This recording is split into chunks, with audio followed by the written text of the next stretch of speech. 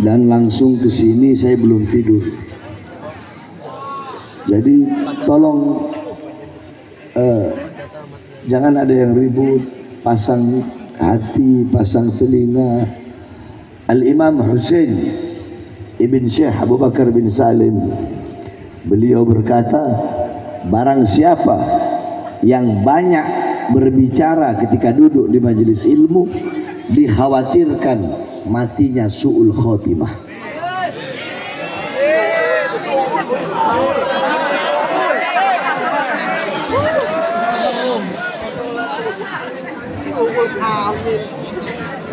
Saya tanya, kalau masih ada yang ngomong, mending saya pulang. Saya pernah ceramah di daerah Tangerang, Banten. Satu malam 8 tempat. Yang saya hadir cuma 5. Yang 3 saya nggak hadir. Kenapa saya nggak hadir? Saya udah bilang, jangan ada yang ribut. Ada yang ribut saya pulang. Mereka nggak percaya, tetap ribut. Saya biarin sekali. 2 kali saya biarin, 3 kali lagi ceramah, Assalamualaikum warahmatullahi wabarakatuh, saya tinggal pulang. Ada yang ngomong, oh Habib ngambekan. Bukan ngambekan, itu semata-mata saya lakukan untuk memuliakan ilmu, agar kalian bisa menghargai ilmu. Ini majelis ilmu, bukan majelis dangdut. Saya bukan biduan sebagai bahan untuk tontonan. Saya bukan ulama-ulama yang suka pelawak, bukan. Saya datang kemari mau ngasih ilmu, dan ilmu itu mahal harganya. Saya tanya, mau ngomong atau mau diam? Siap dengarkan? Siap dengarkan? Baik. Assalamualaikum warahmatullahi wabarakatuh.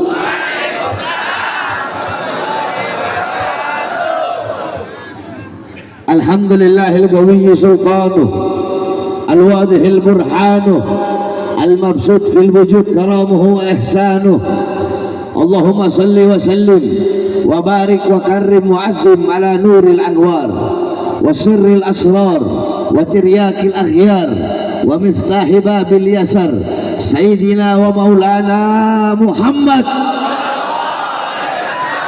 محمد المختار وآله الأطهار وأصحابه الأخيار عدد نعم الله وإفضاله أما بعد. Yang saya cintai, yang saya muliakan, segenap para alim ulama, para habaib, para kiai, para asatid, para tokoh masyarakat, para sesepuh, segenap aparat pemerintah, wabil khusus Bapak Wali Kota kita, yaitu Bapak Haji Heldi. Kita doakan mudah-mudahan Allah panjangkan umur beliau, Allah sehatkan jasmani dan ruhani beliau, Allah perkuat langkahan kaki beliau di dalam melayani masyarakat Cilegon, mensejahterakan masyarakat Cilegon. Amin amin ya rabbal alamin. Yang saya cintai, yang saya muliakan, sahibul hajat, sahibul bait, Bapak Ismatullah, yang dimana pada malam hari ini anak beliau sedang dikhitan, beserta yang saya cintai, yang saya muliakan, seluruh hadirin hadirat, bapak-bapak, ibu-ibu, khususnya para pemuda-pemudi umat baginda Nabi besar Muhammad yang selalu dimuliakan oleh Allah Subhanahu wa ta'ala. Saudara-saudara sekalian yang dimuliakan oleh Allah, kita duduk pada malam hari ini dalam rangka acara walimatul khitan. Kita duduk di sini untuk mendoakan anak yang dikhitan oleh sahibul bait, anak yang dikhitan oleh sahibul hajat. Kita duduk di sini dalam acara ini untuk apa? Untuk mendoakan agar anak yang dikhitan menjadi anak yang soleh, anak yang taat kepada Allah, patuh kepada Allah, mengikuti ajaran Rasulullah, syariat Rasulullah, sunnah-sunnah Rasulullah, anak yang bisa menyelamatkan kedua orang tuanya kelak di akhirat. Itulah tujuan kita duduk di sini, untuk mendoakan anak tersebut. Saudara-saudara sekalian yang dimuliakan oleh Allah, berbicara tentang khitan, ketahuilah bahwasanya manusia yang pertama kali dikhitan adalah Nabiullah Ibrahim. Ayo kita ngaji malam hari ini. Saya tanya, ya, manusia pertama kali dikhitan siapa? Kurang keras, siapa? Siapa? Apa hadisnya? Apa dalilnya? Ikuti saya semua. Bismillahirrahmanirrahim. Qala Rasul sallallahu alaihi wasallam, ikhtatana Ibrahim fahuwa ibnu zamanina sanatan fakhtatana bil qadum. Nabi Ibrahim alaihissalam, beliau dikhitan pada umur 80 tahun dan beliau dikhitan menggunakan kapak.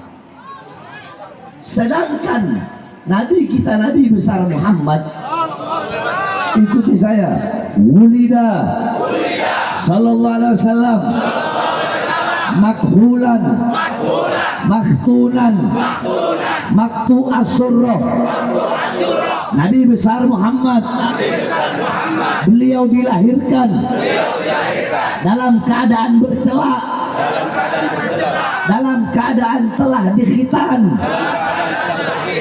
dan dalam keadaan telah terputus tali pusarnya. Jadi manusia yang pertama kali dikhitan Nabi Ibrahim. Tetapi isyarat khitan, perhatikan ini, isyarat khitan itu sudah ada dari zaman Nabi Adam. Jadi Nabi Adam waktu Allah turunkan di India, Siti Hawa di Jeddah, Iblis di Basrah, itu selama ratusan tahun Allah belum terima taubat Nabi Adam. Akhirnya Nabi Adam nazar. Apa nazarnya? Kata Nabi Adam, ya Allah, kalau engkau terima taubatku, aku akan mengorbankan sebagian anggota tubuhku untukmu. Ketika Allah terima taubatnya, Allah berkata, wahai Adam, laksanakan nazarmu. Apa itu? Potonglah engkau punya kulfah. Apa itu kulfah? Ujung kemaluan laki-laki. Jadi kalau khitan laki-laki, itu yang dikhitan adalah kulfah. Kulfah itu ujung kemaluan. Kalau perempuan yang dikhitan adalah badr, ujung kemaluannya juga. Tapi kalau perempuan ya dikhitan itu, kalau badrnya ujungnya dipotong terlalu banyak, dikhitan terlalu banyak, itu hukumnya makruh. Kenapa? Karena bisa mengurangi nafsu, bisa mengurangi syahwat. Coba kalian lihat perempuan-perempuan barat. Saya tanya, perempuan-perempuan barat, perempuan-perempuan kafir, mereka dikhitan nggak? Dikhitan nggak? Makanya nafsu mereka besar, syahwat mereka besar, mereka berzina, mereka melacur, mereka nggak puas dengan manusia, dengan perempuan lesbi, nggak puas dengan perempuan, mereka main dengan binatang. Kenapa? Karena mereka tidak pernah dikhitan. Jadi untuk perempuan kalau dikhitan terlalu banyak itu hukumnya makruh. Kenapa? Bisa mengurangi hawa nafsu dan syahwat. Paham?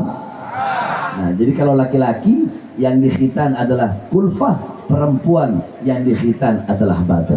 Nah, saudara-saudara, khitan itu adalah ajaran Nabiullah Ibrahim alaihissalam.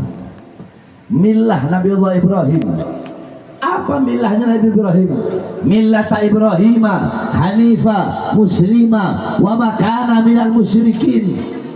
Ajaran Nabi Ibrahim adalah ajaran Islam, ajaran yang lurus, ajaran yang dimana bukan mengejutukan Allah. Jadi kalau kita mengenang tentang khitan, pasti kita akan mengenang tentang Nabiullah Ibrahim alaihissalam. Maka didik putra putri kalian dengan pendidikan Nabiullah Ibrahim. Bagaimana Nabi Ibrahim ketaatannya kepada Allah, kepatuhannya kepada Allah. Nabi Ibrahim alaihissalam menjadi kekasih Allah. Kenapa?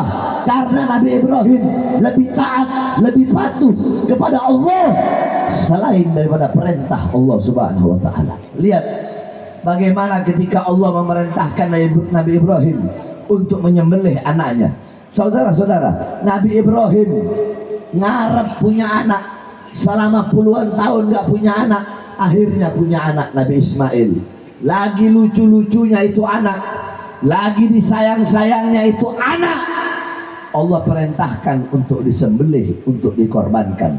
Apakah Nabi Ibrahim ngomong begini, ya Allah, saya baru punya anak, kenapa engkau suruh saya sembelih anak saya? Apakah Nabi Ibrahim ngomong begitu? Tidak. Apakah Nabi Ibrahim mengeluh? Tidak. Apakah Nabi Ibrahim membantah? Tidak. Ketika Nabi Ibrahim mendapatkan perintah dari Allah, langsung Nabi Ibrahim datang kepada anaknya, wahai anakku Ismail, ayah semalam bermimpi Allah berkata untuk mengorbankanmu, untuk menyembelihmu. Bagaimana jawaban anak yang taat kepada Allah? Bagaimana jawaban anak yang patuh kepada Allah? Apakah Nabi Ismail bilang, ayah, tega benar engkau mau menyembelih aku? Wahai ayah, kenapa kau mau sembelih aku? Aku anak kandungmu, aku darah dagingmu. Apakah Nabi Ismail berkata seperti itu? Tidak. Apa jawab Nabi Ismail? Wahai ayah, jikalau itu perintah Allah, maka laksanakanlah. Jikalau itu perintah dari Tuhan, perintah dari Allah, maka laksanakan. Tapi aku minta beberapa syarat sebelum engkau menyembelihku. Yang pertama, wahai ayah, tolong tajamkan pisaumu. Tajamkan pisaumu ketika engkau ingin menyembelihku. Agar apa? Agar aku tidak merasakan sakit ketika engkau menyembelihku. Yang kedua, wahai ayah, kalau engkau ingin menyembelihku, tolong engkau tutup mataku dan engkau palingkan wajahmu. Karena apa? Aku khawatir kalau engkau tidak tutup mataku dan engkau tidak tutup matamu, aku khawatir. Masih ada yang ngomong, saya pulang. Ayo ngomong, buka jalan, saya pulang. Kalian jangan samain saya kayak penceramah lain, saya beda. Masih ada yang ngomong, demi Allah saya pulang. Saya tanya, saya baru ngomong 5 menit udah dapat ilmu belum? Hah? 5 menit tadi bukan ilmu itu? Belum. Hah? Udah. Udah. Baru 5 menit saya ngomong udah ilmu semua kan? Ada saya ngelawak? Hah? Ada saya bercanda? Tidak ada. Sekali lagi saya bilang, ada yang ngomong, saya pulang. Tolong, saya ini, ya Allah ya Rabbi, kalian nggak tahu. Saya setiap hari 1 malam ceramah 7 tempat, 8 tempat ngelayanin umat. Tolonglah hargai ilmu yang saya kasih sama kalian. 1 huruf ilmu yang saya kasih sama kalian nggak bisa kalian balas. Jangankan pakai dunia, Beb, ini sorga saya kasih buat Habib, buat balas 1 huruf ilmu yang Habib kasih, sorga kalian kasih nggak bakal kebalas. Saya cuma minta tolong jangan ribut, itu demi kebaikan kalian. Pasang hati, telinga, dengarkan dan amalkan apa yang saya sampaikan. Paham? Tuh sampai lupa sampai mana tadi. Nah, tutup. Agar apa? Agar engkau merasa tidak apa, takutnya engkau tidak tega dan engkau tidak jadi menyembelihku. Yang ketiga, tolong engkau lepaskan pakaianku. Jangan sampai nanti pakaianku terkena darah sehingga ketika ibuku melihat darah tersebut, ibu akan merasa sedih. Lihat, ini anak taat nggak sama Allah? Jawab, taat nggak? Patuh nggak? Ayah dan anak taat nggak sama Allah? Patuh nggak sama Allah? Patuh nggak kepada perintah Allah? Nah, khitan itu ajaran Nabi Ibrahim. Maka didik anak-anak kalian dengan pendidikan Nabi Ibrahim. Didik anak-anak kalian untuk taat kepada Allah, untuk patuh kepada Allah. Ini anak-anak kita zaman sekarang nggak kenal Allah, nggak kenal Rasul, nggak kenal syariat, nggak kenal Islam, nggak kenal iman. Ini akhir zaman, fitnah di mana-mana, kerusakan di mana-mana, pelacuran di mana-mana, mabuk di mana-mana, narkoba di mana-mana, perempuan telanjang, perempuan buka aurat, nggak punya rasa malu kepada Allah. Pagi, siang, sore, malam berbuat dosa. Saudara-saudara, Nabi Adam alaihissalam makan buah khuldi. Allah turunkan ke dunia, satu kesalahan 100 tahun menundukkan kepala. 100 tahun Nabi Adam nunduk, gak berani ngangkat kepalanya ke langit. Kenapa? Malu karena berbuat satu kesalahan. Kita pagi, siang, sore, malam berbuat dosa, tapi tidak punya rasa takut kepada Allah, berjalan di muka bumi Allah petentang-petenteng kayak jagoan, saudara-saudara. Pelacuran di mana-mana, fitnah di mana-mana, kerusakan di mana-mana. Maka jaga anak-anak kalian dari kerusakan, jaga anak-anak kalian dari kemaksiatan, dari kezaliman, dari kesesatan. Didik anak-anak kalian dengan pendidikan Nabi Muhammad. Coba ayo kalian pulang dari sini, tanya anak-anak kalian yang masih kecil, tanya, kenal Allah, tahu sifat wajib bagi Allah, sifat mustahil bagi Allah, sifat jais. Tanya siapa nama ayah Nabi, ibu Nabi, paman Nabi, nasab Nabi, tahu gak? Banyak anak-anak kita nggak tahu. Kenapa? Karena kalian sebagai orang tua lalai mendidik anak-anak kalian dengan pendidikan baginda Nabi besar Muhammad. Bukankah Allah berfirman dalam Al-Quran, ku anfusakum wa ahlikum naro. Ku, jagalah oleh kalian anfusakum, diri-diri kalian, wa ahlikum, keluarga kalian, anak kalian, istri kalian, orang-orang yang nafkahnya menjadi tanggung jawab kalian. Jaga mereka dari apa? Dari api nerakanya Allah. Kalian sebagai seorang suami, jaga anak kalian, istri kalian, dan orang-orang yang nafkahnya ditanggung kalian. Maksudnya apa? Seumpama bos punya karyawan, berarti karyawan itu tanggungannya si bos di dalam menjaga karyawannya dari api neraka. Bagaimana cara menjaga dari api neraka? Allimuhum wa addibuhum ad-din. Ajarkan mereka, didik mereka dengan pendidikan agama. Itu cara menyelamatkan dari api neraka. Nah, tetapi yang pertama, ku anfusa, Allah bilang yang pertama apa? Ku anfu, jaga diri kalian. Berarti ajari, didik diri kalian dulu sebagai suami dalam ilmu agama, baru didik anak istri kalian. Kalau suaminya bodoh, suaminya goblok, suaminya tolol, nggak kenal agama, nggak kenal Rasul, nggak kenal syariat, gimana mau didik anak istrinya? Sama kayak orang buta lagi nyeret orang buta. Iya kan? Ada orang buta nunjukin jalan ke orang buta, nyasar, tersesat apa enggak? Ya bakal tersesat. Begitulah perumpamaan bagi orang yang bodoh, suaminya nggak ngerti agama, terus mau didik anak istrinya.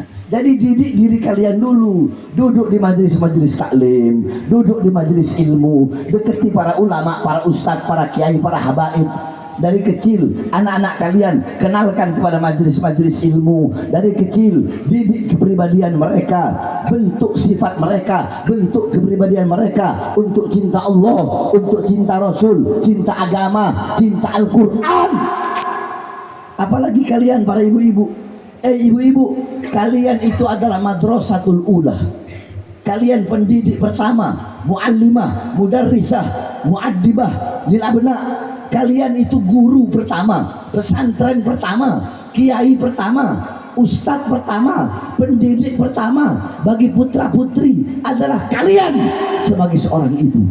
Saya tanya ibu-ibu, jawab yang keras. Waktu anak dengan ibu dan waktu anak dengan bapak lebih banyak dengan siapa? Ibu. Kurang keras dengan siapa? Ibu. Kurang keras. Ibu. Dengan siapa? Ibu. Dengan siapa? Ibu. Dengan ibu. Berarti yang membentuk karakter seorang anak, yang membentuk sifat seorang anak, baik atau buruknya, bagus atau rusaknya, itu tergantung seorang ibu. Makanya coba ibu-ibu lihat di Hadramut. Hadramut tempatnya Wali Songo. Wali Songo datang dari Hadramut. Hadramut melahirkan ulama, melahirkan aulia. Di Hadramut anak-anak umur 7 tahun mereka sudah hatam, mereka sudah hafal kitab Minhajut Thalibin Al-Imam An-Nawawi. Pedagang-pedagang yang dagang di pasar di Hadramut, di Tarim, pedagang yang dagang di pasar, yang dagang ikan asin, yang dagang gandum, mereka nggak boleh dagang, nggak boleh jualan di pasar kalau belum hatam 3 kali kitab Minhajul Thalibin Imam Nawawi. Itu kenapa? Itu tidak terlepas dari kepribadian ibu-ibu yang ada di sana. Bagaimana perempuan di Hadramut? Ada seorang Syekhah Al-Amudi, dia mensyarahkan, menjelaskan kitab Minhaj Imam Nawawi. Di akhir tulisan dia kasih taklik, dia kasih komentar, tolong kasih maaf kalau ada kata-kata yang salah dalam penulisan pensyarahan ini kitab. Kenapa? Karena aku menjelaskan dan menulis ini kitab dalam keadaan menyusui anak-anakku. Coba ibu bayangin, perempuan di Hadramut nyusuin anak sambil ngarang ki.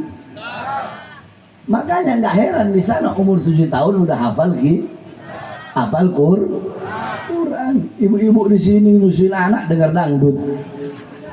Makanya anaknya besar jadi tukang dangdut. Nyusuin anak sambil dengar lagu, sambil dengar TikTok, main Instagram. Ayo saya tanya, anak-anak ibu-ibu semua, lebih banyak megang handphone apa lebih banyak megang Quran? Jawab yang keras. Handphone apa Quran? Anak-anak kalian disibukkan dengan handphone, nggak megang Quran, nggak megang kitab-kitab, sibuk dengan handphone pagi, siang, sore, malam, handphone aja kerjaannya. Bahkan suami istri lagi hadap-hadapan begini, si suami megang handphone, si istri megang handphone, kayak orang goblok main handphone berdua. Iya, jadi handphone itu kebalik. Yang harusnya handphone menjauhkan orang, mendekatkan orang yang jauh, sekarang kebalik. Handphone justru menjauhkan orang-orang yang dekat. Betul? Betul. Kalian bangun tidur handphone, mau makan handphone. Iya. Bahkan kalau kata orang-orang, kalau kata mufti-mufti yang ada di Mesir, ulama-ulama yang ada di Arab sana, di Timur Tengah, rukun Islamnya orang Indonesia itu nambah 1. Apa itu? Foto. Kalau orang dulu ketemu ustadz, ketemu kiai, ketemu habib bawa air, beb doakan, kiai doakan. Orang sekarang enggak, beb selfie dong beb. Padahal anak udah nyamar pakai celana, pakai sweater, pakai topi, masih aja yang kenal. Habib Bahar ya? Bukan, saya adiknya. Enggak, Habib Bahar, beb foto dong. Orang ketemu ustadz, ketemu kiai, ketemu habaib, minta nasihat. Ini malah foto-foto, sibuk dengan handphone. Saudara-saudara, kalau kalian mau tahu bagaimana kesibukan orang-orang zaman dulu dengan Al-Quran, maka berkacalah kalian bagaimana kesibukan kalian zaman sekarang dengan handphone, maka seperti itulah kesibukan orang zaman dulu dengan Al-Quran. Anak-anak kalian nggak kenal Allah, buta Al-Quran, karena kalian nggak pernah didik anak kalian dengan pendidikan Nabi Muhammad. Kalian ibu-ibu zaman sekarang, ibu-ibu nih, kalian tahu di mana letak kursi, di mana letak lemari, di mana letak kasur, di mana letak dapur, di mana letak kompor. Tapi kalian tidak tahu di mana letak anak-anak perempuan kalian ketika malam. Ibu-ibu saya tanya, emas, intan, permata, berlian, uang, barang berharga taruh di lemari atau taruh di luar rumah? Kenapa yang jawab laki-laki? Yang ibu-ibu jawab. Kenapa nggak taruh di luar? Hilang. Takut dicolong orang, dirampok orang, diambil orang. Emas, intan, uang, permata, berlian, kalian kunci rapat-rapat dalam lemari. Tetapi kenapa anak-anak perempuan kalian umbar seperti binatang?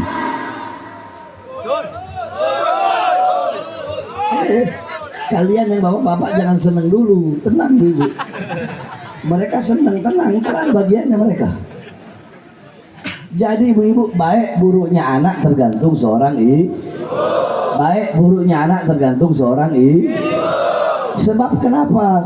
Sebab anak itu bagaikan penumpang, ibu itu adalah kapal. Anak bagaikan apa? Jawab yang keras. Anak bagaikan apa? Ibu bagaikan apa?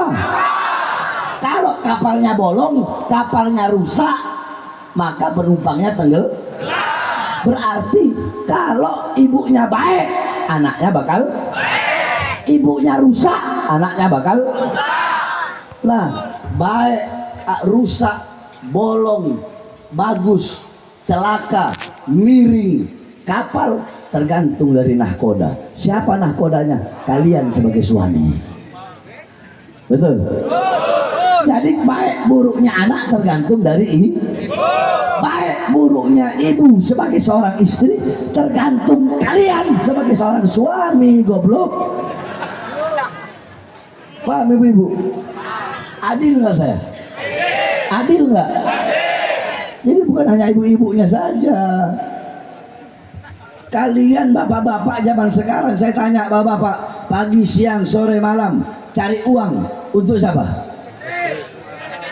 Untuk anak istri. Untuk ngasih makan jasmaninya kan? Ngasih makan badannya kan? Kalian tahu kalau kewajiban kalian sebagai suami cuma ngasih makan anak, ngasih makan istri, ngasih makan badannya doang, apa bedanya dengan binatang? Kalian belum bangun, binatang udah bangun lebih dulu untuk cari makan, cari nafkah buat anak istrinya. Betul? Ada yang lebih wajib, ada yang lebih kalian dahulukan, ada yang lebih kalian utamakan. Apa? Memberi makan jiwa, hati, dan ruh anak-anak kalian. Apa makanan jiwa? Apa makanan hati? Yaitu 3 hari hati nggak kena ilmu, hati itu menjadi mati, saudara-saudara. Maka kalian sebagai suami, tanyakan kepada diri kalian, berapa detik, berapa menit, berapa jam, berapa hari, berapa bulan, berapa tahun kalian telah menjadi sebab hati anak dan istri kalian mati. Makanya jangan heran kenapa istri kalian durhaka, istri kalian ngelawan, istri kalian kalau kalian datang bawa uang senyum seneng, istri kalian datang nggak bawa uang, istri kalian cemberut, marah, istri kalian ikhlas nerima kelebihan doang, nggak mau ikhlas nerima kekurangan, istri marah-marah mulu sama kalian, iya kan? Iya kan? Anak-anak kalian melawan kalian, anak-anak kalian membantah kalian. Kenapa? Kalian sebagai pemimpin, kalian sebagai nahkoda tidak pernah mendidik anak dan istri kalian dengan pendidikan Nabi Muhammad SAW. Jadi dengan adanya acara khitan di sini, ini menjadi pelajaran bahwasanya kita harus wajib didik anak kita dengan pendidikan Nabi Ibrahim. Pendidikan Nabi Ibrahim ya pendidikan Nabi Muhammad. Didik biar mereka taat dan patuh kepada Allah Subhanahu wa taala. Ini kita orang-orang zaman sekarang ya, kita lebih taat kepada perintah makhluk. Kita lebih taat kepada perintah manusia. Kita lebih taat kepada perintah bos daripada perintah Allah Subhanahu wa taala. Kalau Nabi Ibrahim kan kebalik. Nabi Ibrahim lebih taat kepada perintah Allah daripada perintah selain Allah. Kalau kita lebih taat kepada perintah selain Allah daripada perintah Allah. Coba kalian lihat di masjid-masjid kalian, di musola-musola kalian terdengar suara azan. Hayya 'alas shalah, hayya 'alas shalah. Hei, kalian yang bekerja, berhenti dulu kerjanya. Hei, kalian yang duduk di atas kursi kekuasaan, turun. Hei, kalian yang dagang, berhenti dulu dagangnya. Ayo sholat, ayo kembali kepadaku. Tetapi yang berdagang tetap dengan dagangannya, yang di toko tetap dengan tokonya. Kalian lebih memilih panggilan perut daripada panggilan Allah Subhanahu wa taala.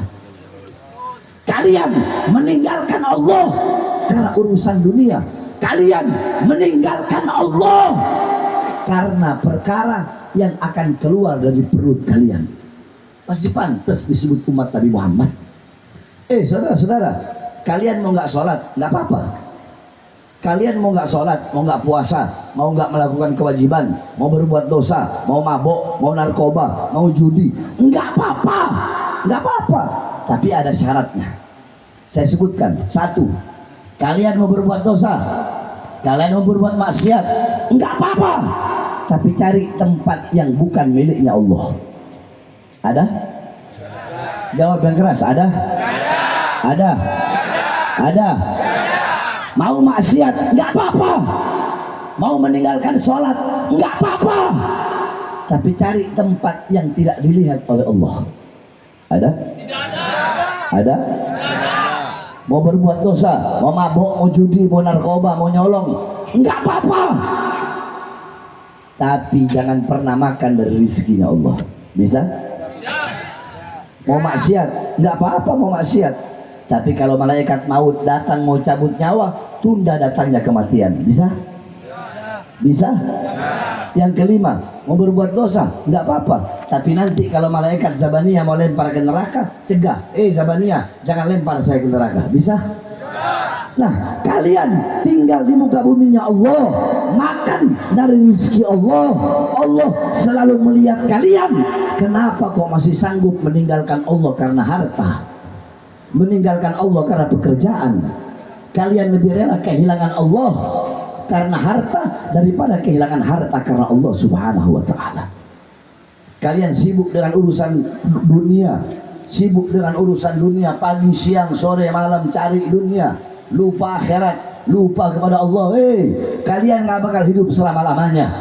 Kalian pasti akan mati, saudara-saudara. Yang tua mati, yang muda mati. Kullu nafsin dha'iqatul maut. Semua yang bernyawa, yang berjiwa pasti akan mati.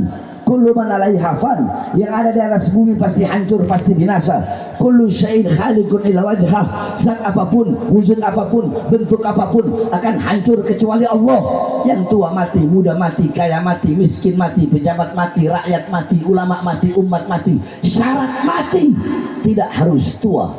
Saya tanya, ada nggak di tengah kalian masih muda mati? Ada nggak? Syarat mati nggak harus sakit. Ada nggak yang sehat tiba-tiba mati? Murid saya kemarin meninggal tenggelam, lagi sehat, dia meninggal tenggelam, masih kecil, nggak disangka-sangka yang namanya maut. Kenapa?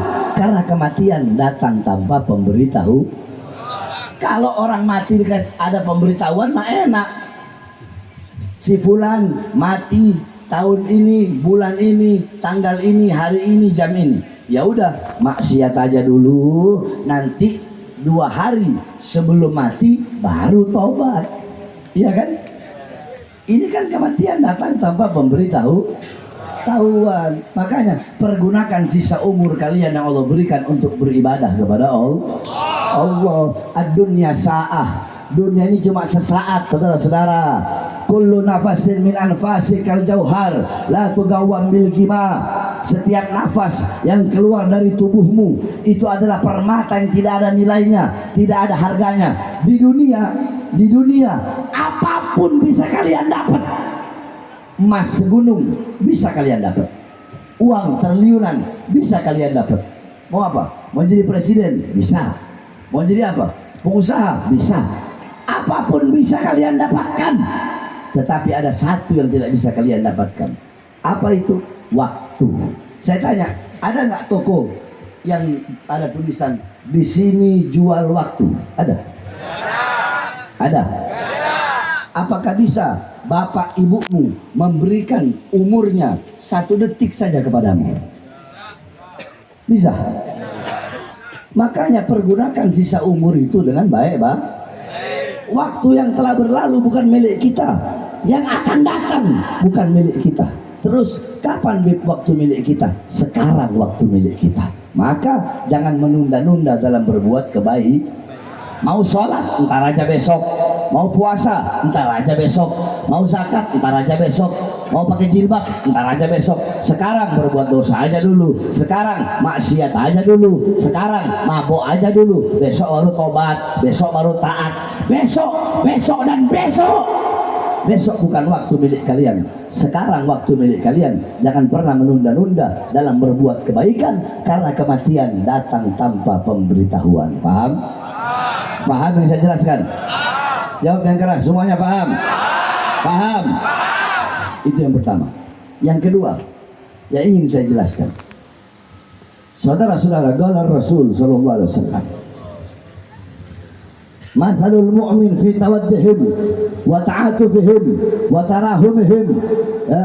Mathalul mu'min fi tawaddihim wa ta'atufihim wa tarahumihim mathalul jasad idza istaka min haidun tada'asa il jasad bisahari wal hummah. Perumpamaan seorang mukmin dalam saling mengasihi, dalam saling menyayangi, dalam saling tolong menolong, dalam saling membahu. Perumpamaan mukmin bagaikan satu jasad. Kalau ada sebagian anggota jasad, anggota tubuh, anggota badan yang merasakan sakit, maka seluruh anggota tubuhnya merasakan sakit. Saya tanya, bapak-bapak, ibu-ibu, kalau sakit gigi, yang sakit gigi doang? Satu badan kan? Sampai ke tulang kan? Begitulah perumpamaan mukmin. Kalau ada saudara kita yang mukmin yang menderita, maka penderitaan mereka itu pun penderitaan kita. Air mata mereka itu pun air mata kita. Darah mereka itu pun darah kita.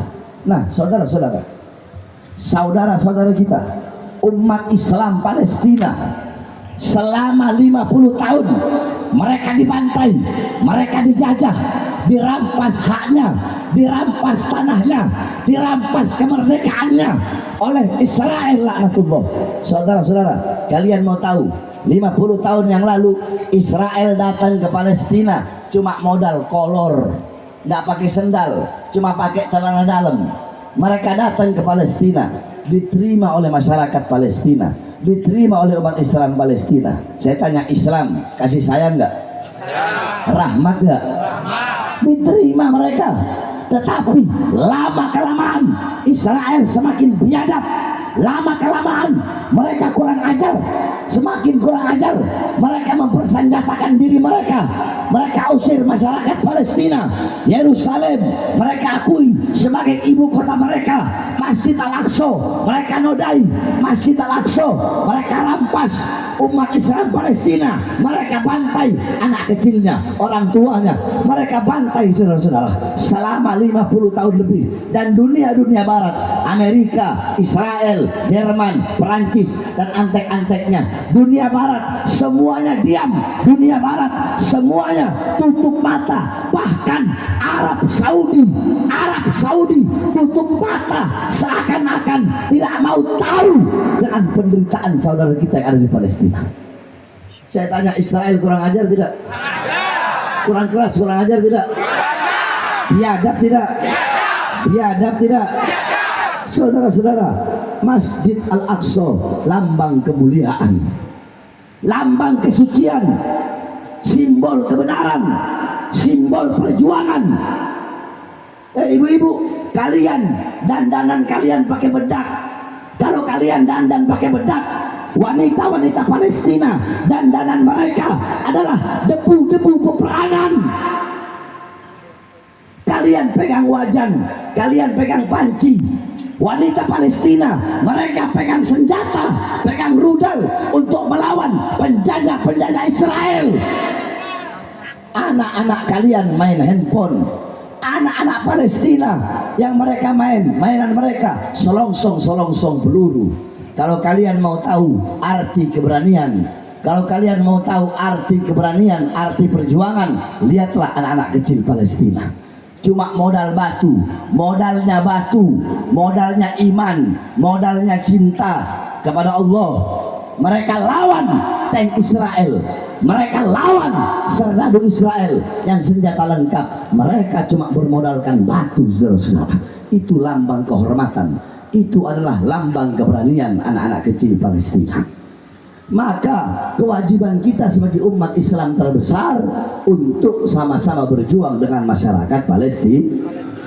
Nggak boleh kita acuh, jangan diam aja. Saya tanya, Ustadz Kiai Habib yang bahas di panggung-panggung ceramah tentang Palestina banyak apa dikit? Jujur, jawab, banyak apa dikit? Banyak apa dikit? Hanya sedikit, hanya sebagian. Saudara-saudara, kalau ada Ustadz, Kiai, Habib, ulama atau siapapun merasa biasa-biasa saja dengan penderitaan, kesengsaraan yang dialami saudara kita di Palestina, maka itu orang bangsat, saudara-saudara. biadab, kurang ajar. Saudara kita dibantai kok merasa biasa-biasa saja. Saya tanya masyarakat Cilegon, biasa-biasa saja atau marah? Terima atau nggak terima? Presiden Amerika pakai ngomong. Apa kata Presiden Amerika? Indonesia, kalian diam aja, nggak usah sok-sokan mau bantu Palestina. Kalau kalian mau ikut-ikutan, kata Donald Trump, presiden yang dulu, nanti akan kami bikin kalian seperti Palestina. Hei Amerika, hei dunia barat, hei Amerika, hei Israel dan antek-anteknya, saya Bahar bin Smith, kami sampaikan, kami mayoritas muslim terbesar di dunia. Kami utamanya santri-santri yang pakai sarung bersumpah, demi Allah, andaikan kalian Amerika, Israel atau siapapun berani datang ke Indonesia, demi Allah akan kami jadikan Indonesia sebagai tanah kuburan bagi kalian.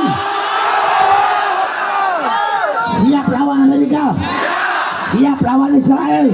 Allahu Akbar, Allahu Akbar. Makanya pemerintah Indonesia harus tegas, betul?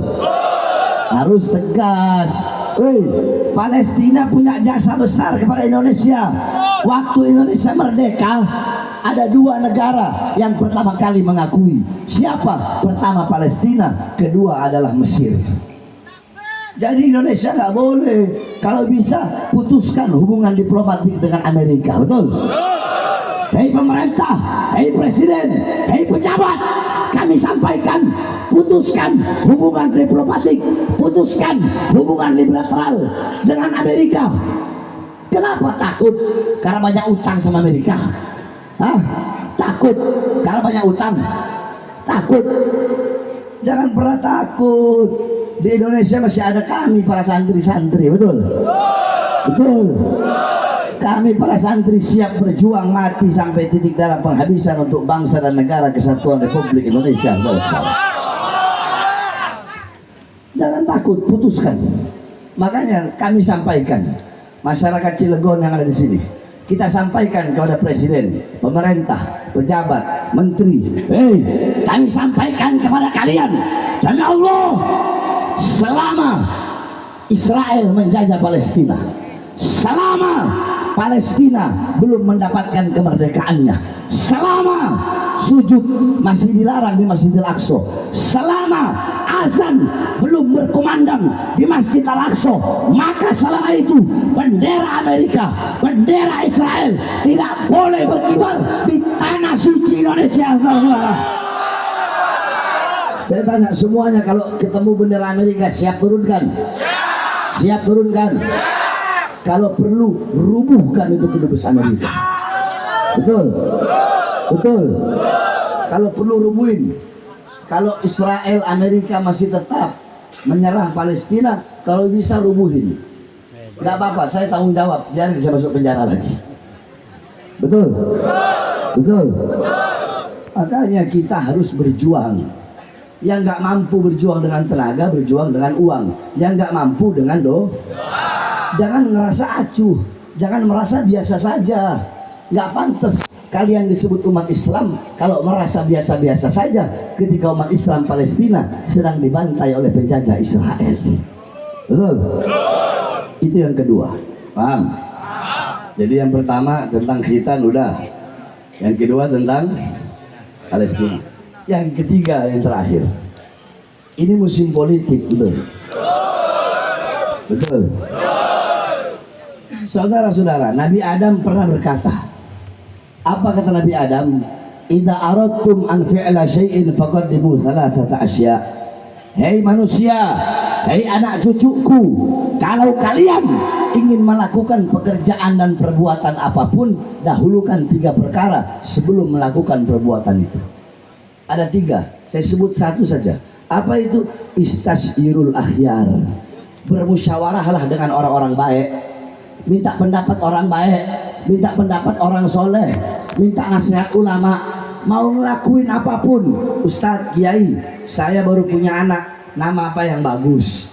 Ustadz, Kiai, saya mau khitan anak, hari apa yang bagus? Ustadz Kiai Habib, saya mau nikahin anak saya, hari apa yang bagus? Ustadz Kiai Habib, apapun, mau pindah rumah, perkara apapun, perbuatan apapun yang kalian mau lakukan, minta nasihat dan pendapat dari ulama. Apalagi dalam memilih pemimpin, apalagi dalam memilih presiden, maka harus ikut pendapat ulama, harus ikut pendapat ulama, harus ikut minta nasihat ulama. Saya tanya masyarakat Cilegon, nanti 2024 siap ikut komando ulama? Siap. Kurang keras, siap ikut komando ulama? Siap ikut komando ulama? Ini tahun politik, saudara-saudara. Kalian lihat ya, tahun politik nih. Mak banteng pakai jilbab. Betul. Pokoknya istri-istri ketua-ketua partai atau istri-istri pejabat-pejabat, kalau udah musim pemilihan, mau pemilihan kepala desa, camat, bupati, wali kota, gubernur, presiden, pasti langsung pakai jilbab. Banyak nggak? Datang ke musola, betul. Datang ke majelis taklim, betul.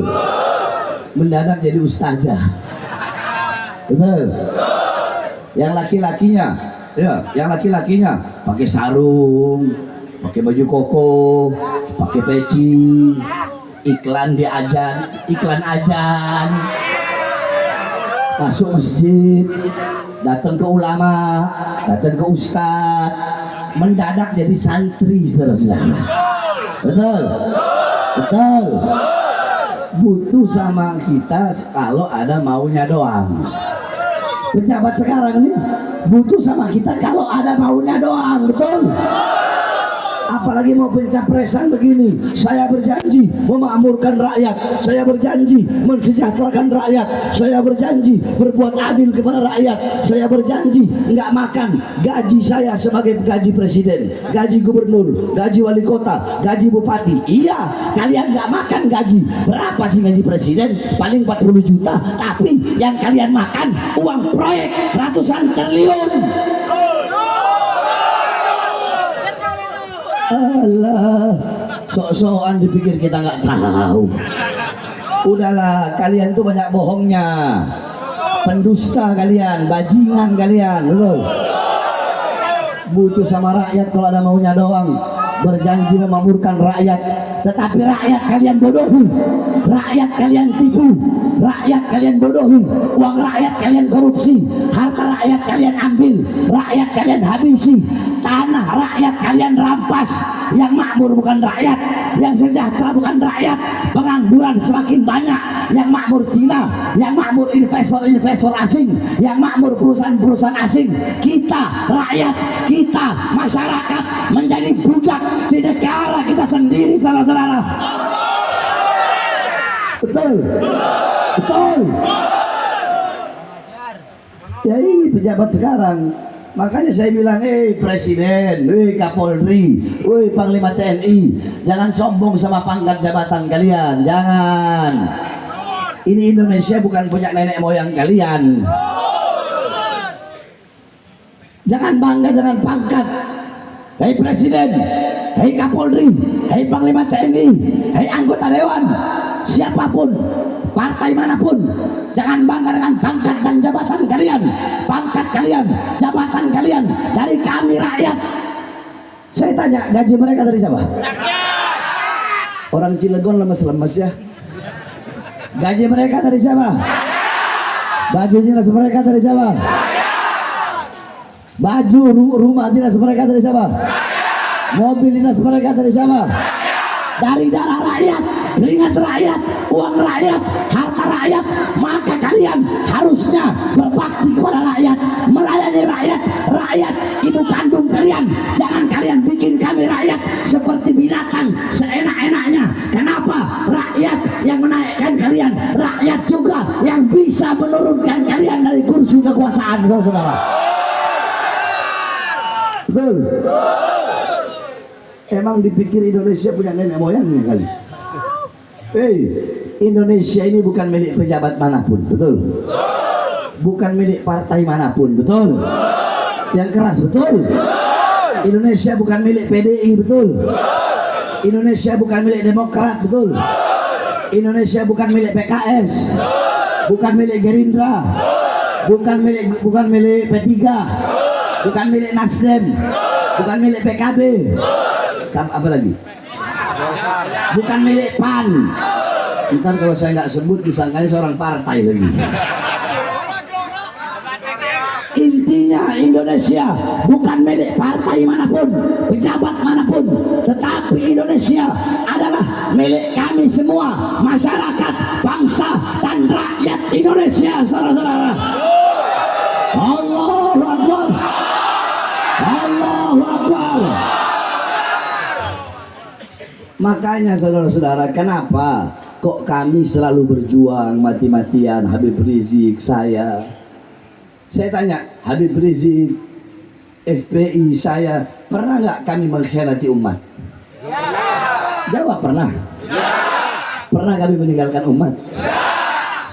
Saya kalau mau cari aman, ngapain saya ceramah keliling Indonesia menyampaikan kebenaran melawan kezaliman? Saya punya muka, bisa aja saya jadi artis. Tapi enggak, saudara-saudara, saya tidak pernah meninggalkan umat, kami tidak pernah mengkhianati umat. Kami berjuang untuk umat. Kami mewarisi perjuangan kakek-kakek kami, menjadi penyambung lidah kakek kami, meneruskan perjuangan kakek kami, berada di barisan paling depan melawan pejabat-pejabat yang zalim. Dan andaikan kami mati berjuang untuk bangsa, Islam, syariat, negara dan rakyat, andaikan kami mati, maka kematian itu adalah hari raya bagi saya, saudara-saudara. Itu yang kami harapkan. Saya sampai dibawa ke Nusa Kambangan. Ibu-ibu tahu penjara Nusa Kambangan? Itu penjara nomor 1 di Indonesia. Penjara di tengah laut. Nggak ada yang bisa kabur. Satu orang, one man, one cell. Penjaranya cuma 1,5 meter, panjangnya cuma 2 meter, bukanya pakai komputer. Warna selama di situ cuma lihat 2 warna, warna abu-abu dan warna merah. Diborgol tangan saya, diborgol perut saya, diborgol kaki saya. Dari borgol tangan nyambung ke perut, dari borgol perut nyambung ke borgol kaki. Saya dibikin seperti penjahat besar. Nggak ada satupun ustadz, kiai, habib, ulama yang nyampe ke Nusa Kambangan kecuali saya. Kenapa? Apakah saya penjahat? Penjahat? Bandar narkoba? Maling uang rakyat? Merugikan negara? Kenapa saya dibawa ke sana? Kenapa? Kenapa saya dibawa ke sana? Perhatikan. Udah itu mic gampang. Kenapa? Kenapa saya dibawa ke sana? Karena saya membela rakyat. Rakyat yang susah, rakyat yang kelaparan, rakyat yang menderita, rakyat yang dikurung ketika masa corona, pengangguran banyak, sedangkan tenaga kerja dikirim dari asing. Ceramah itulah yang membuat saya dibawa ke Nusa Kambangan, diborgol tangan, perut dan kaki saya. Tapi bagi saya tidak masalah. Jangankan hanya di penjara, untuk bangsa, untuk rakyat, untuk negara, nyawa saya, jiwa saya, darah saya murah harganya, tumpah untuk rakyat Indonesia. Hei para pejabat, hei para pengkhianat bangsa, hei para koruptor, kalian bisa memenjarakan saya, kalian bisa memisahkan saya dengan anak dan istri saya, kalian bisa memisahkan saya dengan umat, kalian bisa memenjarakan badan saya, tetapi demi Allah, demi Allah, suara-suara kebenaran, suara-suara keadilan yang saya sampaikan tidak akan pernah bisa kalian bungkam sampai datangnya hari kiamat, saudara-saudara. Allahu Akbar, Allahu Akbar. Saya tanya semua masyarakat Cilegon, andaikan suatu saat nanti saya mati, entah ditembak, entah diracun, mati karena berjuang, siap lanjutkan perjuangan? Siap lanjutkan perjuangan? Siap lawan kezaliman? Siap lawan kebatilan? siap lawan koruptor, siap lawan pengkhianat bangsa, siap lawan penjajah-penjajah gaya baru, siap hancurin Indonesia, siap binasa di Indonesia, siap mati di merah putih. Allahu Akbar. Indonesia merdeka, merdeka, merdeka. Allahu Akbar. Mudah-mudahan Allah berikan Indonesia pemimpin yang baik, pemimpin yang taat, yang patuh kepada Allah. Amin amin ya rabbal. Sebentar saya minum dulu.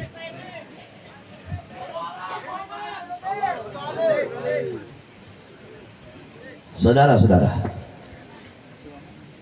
tadi sebelum saya ke sini saya ke tempat beliau. Ini beliau abang saya dari sebelum menjadi wali kota. Udah lama saya kenal sama Pak Heldi ini dari tahun 2007. Udah lama kenal sama beliau. Beliau ini orang baik. Dan bahkan yang mendorong untuk jadi wali kota saya. Saya bilang Pak Heldi orang baik. Pak Heldi ini perhatian kepada rakyat, kepada masyarakat. Pak Heldi harus jadi wali kota. Saya nggak mau tahu. Nah makanya kita doakan sekarang jadi wali kota, insya Allah ke depan jadi gubernur. Amin. Jadi gubernur. Amin. Saya dulu sebelum Pak Heldi jadi wali kota, saya lewat jalan kereta belum ada palangnya.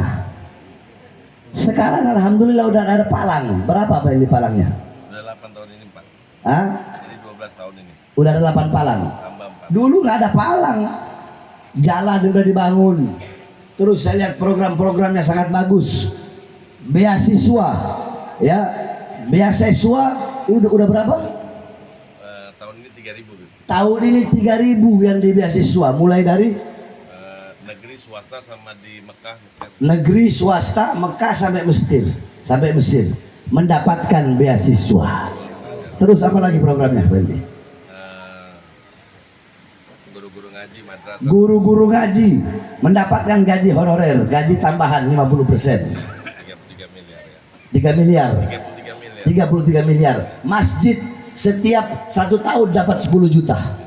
Terus apa lagi? Terus kemudian sekarang berobat pakai KTP. Berobat. Nah, kalau ada yang sakit nih masyarakat di sini, kalau ada yang sakit datang ke rumah sakit berobat cukup bawa KTP. Bawa KTP. Nanti BPJS-nya diurus di rumah sakit, jadi langsung tindakan. Mau melahirkan bisa juga Pak ya? Sesar boleh ya. Nah, jadi kalau yang lain kan susah urus BPJS apa susah. Ini enggak cukup modal bawa KTP. Jadi saya tanya, pemimpin seperti ini baik apa buruk? Baik apa buruk? Mensejahterakan rakyat atau bikin susah rakyat? Nah, nanti 2024 ada pemilihan lagi. Mau dipilih lagi apa enggak? Yang keras mau dipilih lagi apa enggak? Mau dipilih lagi apa enggak? Saudara-saudara, saya ini enggak pernah muji-muji pejabat. Haram jada saya muji-muji pejabat. Tapi karena memang beliau ya begini orang baik. Ya terus masa orang baik sama bilang salah? Masa orang pintar sama bilang bodoh? Masa mensejahterakan rakyat saya mau bilang bikin susah rakyat? Kan nggak mungkin, betul? Betul? Betul? Coba jawab semua ya. Jawab yang jujur. Sebelum Pak Heldi jadi wali kota sama sesudah jadi wali kota, mana lebih baik? Jujur. Dulu apa sekarang? Jawab yang keras. Dulu apa sekarang? Puas apa enggak? Puas apa enggak? Insya Allah kita doakan makin banyak program-program yang lebih mensejahterakan rakyat. Ya, Pak Heldi janji ya? Ya. Insya Allah beliau ini kalau janji ditepati. Jadi presiden. Ya, janjinya ditepati. Contoh dari semua Banten nih, semua negara di semua Banten, ya, Banten yang nggak ada gereja cuma Cilegon. Beliau satu-satunya yang berani untuk menyuarakan kebenaran itu.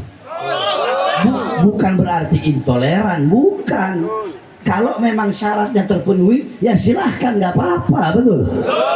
Betul. Tapi kalau syaratnya nggak terpenuhi, terus ditolak sama mayoritas muslim, ya nggak boleh dong, betul? Di Papua saja kalau mau bikin masjid harus ada izin, betul? Di Minahasa mau bikin masjid harus ada izin, betul? Makanya waktu Pak Heldi ngotot untuk nggak bisa, banyak yang musuhi, banyak yang saya bilang Pak Heldi jangan mundur.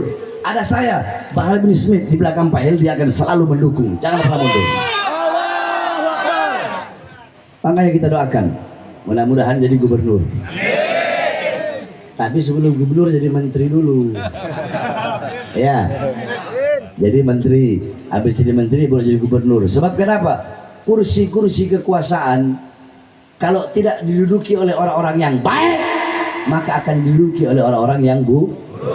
Kalau tidak diduduki oleh orang-orang yang adil, maka akan diduduki oleh orang-orang yang bangsat. Betul? Betul? Mudah-mudahan Pak Heldi terus lancarkan, terus laksanakan program-program yang mensejahterakan rakyat. Tapi ingat, kalau Pak Heldi nggak mensejahterakan rakyat, kalau Pak Heldi suatu saat lupa sama rakyat, maka rakyat yang ada di sini dan saya yang akan menurunkan Pak Heldi dari wali kota. Betul? Kalau begitu adil nggak saya? Adil nggak? Adil nggak Pak Heldi? Adil. Tapi saya yakin beliau orang baik, karena saya udah kenal lama sama beliau.